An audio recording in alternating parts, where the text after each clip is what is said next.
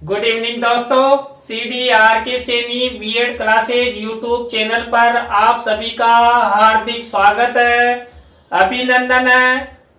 हम देखिए प्रतिदिन लाइव क्लास के माध्यम से आपके बीएड पाठ्यक्रम का अध्ययन कर रहे हैं। आपको कैसा अनुभव मिल रहा है, कैसा ज्ञान मिल रहा है, कमेंट्स के माध्यम से हमें जरूर बताएं। देखिए आज की क्लास में हम जो आपका पेपर है ज्ञान एवं पाठ्यक्रम, इस ज्ञान एवं पाठ्यक्रम के अंतर्गत पाठ्यक्रम को प्रभावित करने वाले कारकों के बारे में अध्ययन करेंगे कि पाठ्यक्रम को ऐसे कौन कौन से कारक है जो प्रभावित करते हैं, उस पाठ्यक्रम के विकास क्रम में बाधक तत्वों की भूमिका निभाते हैं। तो आप सब जल्दी से हमारे YouTube चैनल के लिंक को अपने मित्रों और सहपाठियों को शेयर कर दें और लाइव क्लास के लिंक को भी साथ ही शेयर करें, जिससे अधिक से अधिक प्रशिक्षणार्थी हमारी लाइव क्लास के से जुड़े और अधिगम प्राप्त कर सकें। तो देखिए ज्ञान एवं पाठ्यक्रम के अंतर्गत पाठ्यक्रम को प्रभावित करने वाले कारकों में पहला कारक है शिक्षा व्यवस्था। देखिए सबसे मेन होता है पाठ्यक्रम को प्रभावित करने वाला कारक शिक्षा व्यवस्था। देखिए हमारी जैसी शिक्षा व्यवस्था होगी वैसा ही पाठ्यक्रम होगा कि प्राथमिक स्तर के लिए कैसा पाठ्यक्रम होना चाहिए, माध्यमिक स्तर के लिए कैसा, उच्च माध्यमिक स्तर के लिए कैसा और महाविद्यालय स्तर के लिए पाठ्यक्रम कैसा होना चाहिए, ये सब हमारी शिक्षा व्यवस्था पर निर्भर करता है। यदि हमारी शिक्षा व्यवस्था छात्रों के अनुरूप है, संसाधनों से युक्त है, तो हमारा जो पाठ्यक्रम है वो पाठ्यक्रम छात्रों को अच्छा अधिगम करवाया जा सकता है, नहीं तो पाठ्यक्रम प्रभावित होगा और पाठ्यक्रम को जो छात्र है वो अधिगम नहीं कर पाएंगे। तो शिक्षा व्यवस्था पाठ्यक्रम को प्रभावित करने वाला पहला कारक है। जैसी हमारी शिक्षा व्यवस्था वैसा हमारा पाठ्यक्रम, और शिक्षा व्यवस्था यदि अच्छी होगी तो पाठ्यक्रम भी अच्छा होगा, छात्रों के लिए, छात्रों के ज्ञान के लिए अच्छा होगा। तो हमारी शिक्षा व्यवस्था को अच्छा बनाना चाहिए। दूसरा प्रभावित करने वाला कारक है पाठ्यक्रम निर्माण समिति।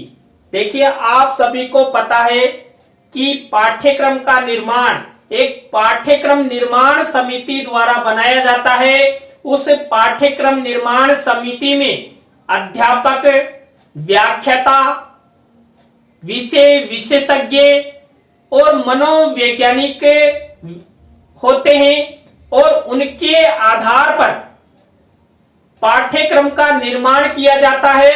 तो पाठ्यक्रम निर्माण समिति में यदि विषय विशेषज्ञ नहीं होंगे, मनोवैज्ञानिक नहीं होंगे, तो हमारा जो पाठ्यक्रम है वो प्रभावित होगा, क्योंकि विषय विशेषज्ञों और मनोवैज्ञानिकता के आधार पर ही वर्तमान पाठ्यक्रम का निर्माण किया जाता है। वैज्ञानिकता के विषय यदि पाठ्यक्रम में समायोजित करना है तो मनोवैज्ञानिक को पाठ्यक्रम निर्माण समिति में लेना है। किसी सब्जेक्ट से संबंधित यदि पाठ्य वस्तु, प्रकरण या अध्यायों को सम्मिलित करना है तो विषय विशेषज्ञों का होना पाठ्यक्रम निर्माण समिति में अति आवश्यक है। तो पाठ्यक्रम निर्माण समिति भी हमारे पाठ्यक्रम को प्रभावित करती है, और यदि पाठ्यक्रम निर्माण समिति में अच्छे शिक्षक होंगे, विद्वान होंगे, विषय विशेषज्ञ होंगे और मनोवैज्ञानिक होंगे, तो हमारे पाठ्यक्रम का निर्माण बालकों की क्षमताओं, बालकों की इच्छाओं, बालकों की प्रवृत्तियों के अनुसार होगा और बालक उस पाठ्यक्रम को अध्ययन में रुचि लेंगे, जिससे हमारी शिक्षा व्यवस्था अच्छी चलेगी। और शिक्षा व्यवस्था अच्छी चलेगी तो हमारी जो शिक्षा है वो शिक्षा पाठ्यक्रम को भी प्रभावित नहीं करेगी।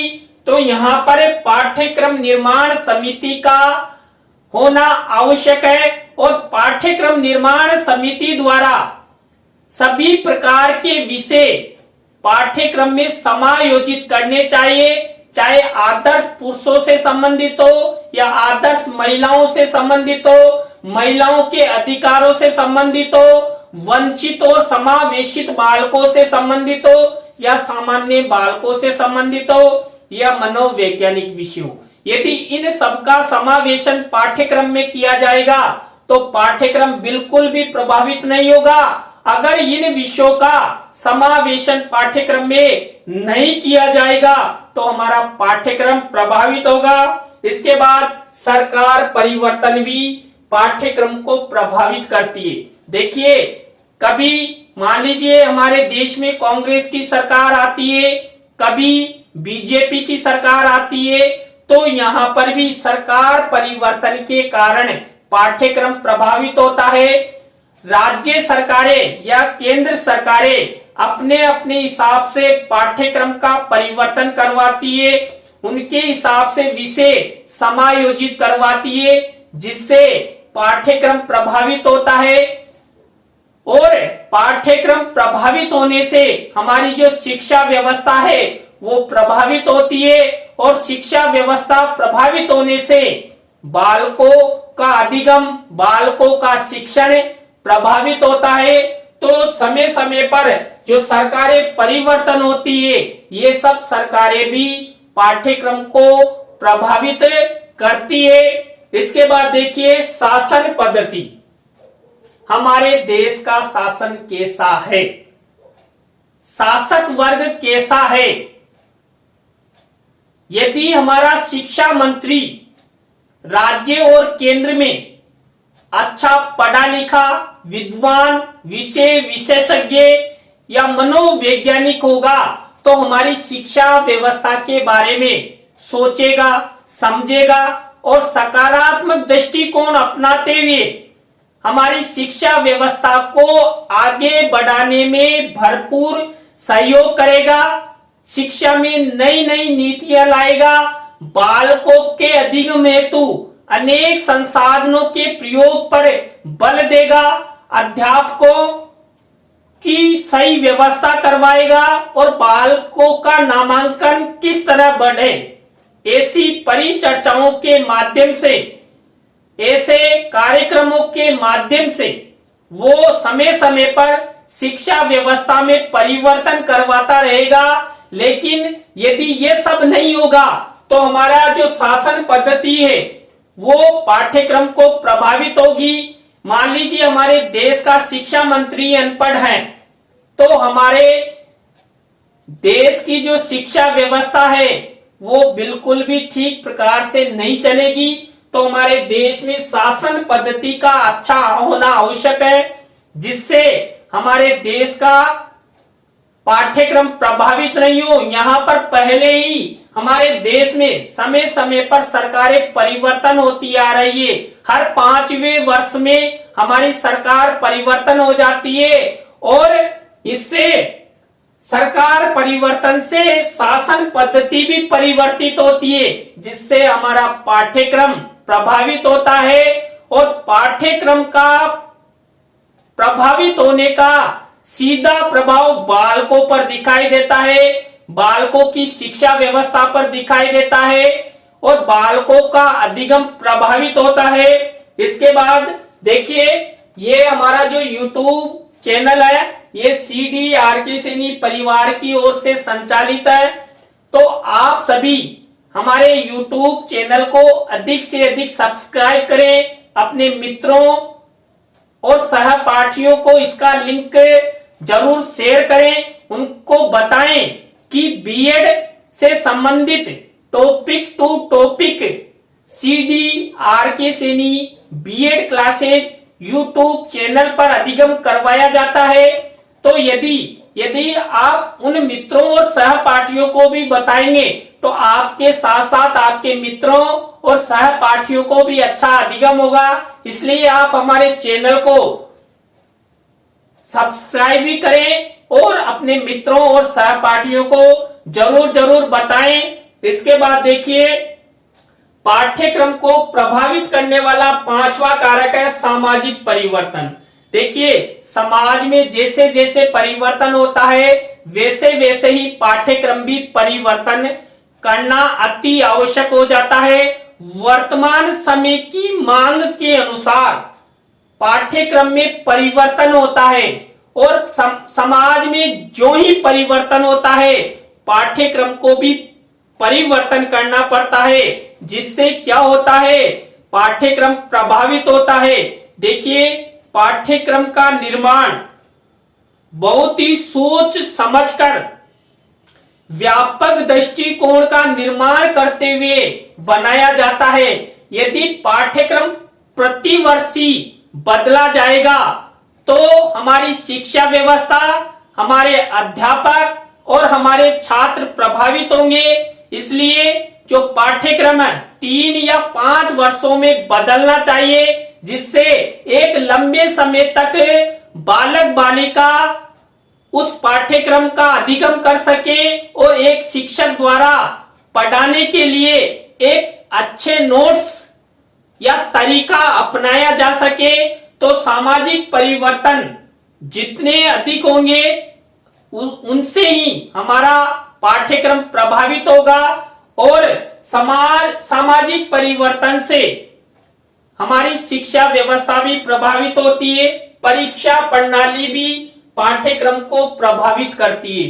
देखिए, जैसी परीक्षा प्रणाली होगी, यदि हम ऑब्जेक्टिव टाइप की परीक्षा लेते हैं या निबंधात्मक परीक्षा लेते हैं, प्रश्न पत्र कैसे बनाते हैं, यदि हम छात्रों से उत्तर पुस्तिका में लिखवाते हैं तो हमारी परीक्षा प्रणाली अलग होगी। और यदि हम OMR शीट के माध्यम से छात्रों का मूल्यांकन करते हैं तो हमारी जो मूल्यांकन जो प्रणाली है वो अलग होगी, हमारी परीक्षा प्रणाली अलग होगी।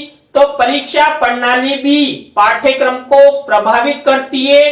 तो हमारी जो परीक्षा प्रणाली है वो अच्छी होनी चाहिए, उसमें ऑब्जेक्टिव टाइप भी प्रश्न होने चाहिए और लघुत्तरात्मक निबंधात्मक प्रश्न भी प्रश्न पत्र में होने चाहिए, जिससे हमारा पाठ्यक्रम प्रभावित नहीं हो।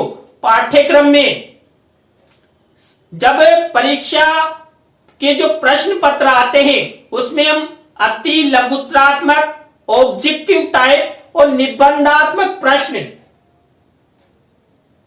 पत्र में समायोजित करेंगे तो पाठ्यक्रम में भी ऐसे विषय समायोजित करने पड़ेंगे और हमारी जो शिक्षा व्यवस्था है, हमारा जो पाठ्यक्रम है वो बिल्कुल भी प्रभावित नहीं होगा। तो हमारी परीक्षा प्रणाली को सुदृढ़ करने की आवश्यकता है, जिससे किसी भी प्रकार का कोई प्रभाव नहीं हो। इसके बाद शिक्षक, देखिए, पाठ्यक्रम को शिक्षक भी प्रभावित करता है। कक्ष में छात्रों को शिक्षण का कार्य एक शिक्षक के द्वारा ही करवाया जाता है। यदि अध्यापक छात्रों को अच्छा शिक्षण नहीं करवाएगा तो छात्रों को अधिगम नहीं होगा और अच्छा अधिगम नहीं होगा, छात्रों का परिणाम अच्छा नहीं आएगा और परिणाम अच्छा नहीं आने पर क्या कहा जाएगा, या तो अध्यापक ने अच्छा नहीं पढ़ाया या पाठ्यक्रम अच्छा नहीं है, पाठ्यक्रम लेंदी है, जिससे छात्र समय पर उसका अध्ययन कर ही नहीं सकते।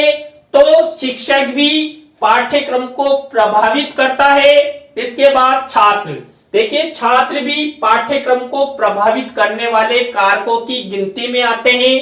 छात्र यदि पाठ्यक्रम का अच्छा अध्ययन करते हैं, जो शिक्षक उनको पढ़ाता है उसको समय समय पर अधिगम करेंगे, स्मृति में लाएंगे, तो वो अच्छा मूल्यांकन दे सकते हैं, अच्छा उनका योगात्मक उपलब्धि को शिक्षक जान सकेगा।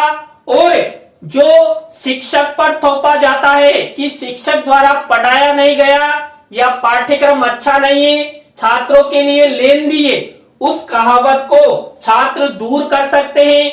इसलिए पाठ्यक्रम के माध्यम से जो छात्रों को अधिगम करवाया जाता है, उस अधिगम को छात्र अधिक से अधिक सीखें, ज्ञान ग्रहण करें और अच्छा मूल्यांकन, अच्छी परीक्षा दें, तो पाठ्यक्रम प्रभावित बिल्कुल नहीं होगा।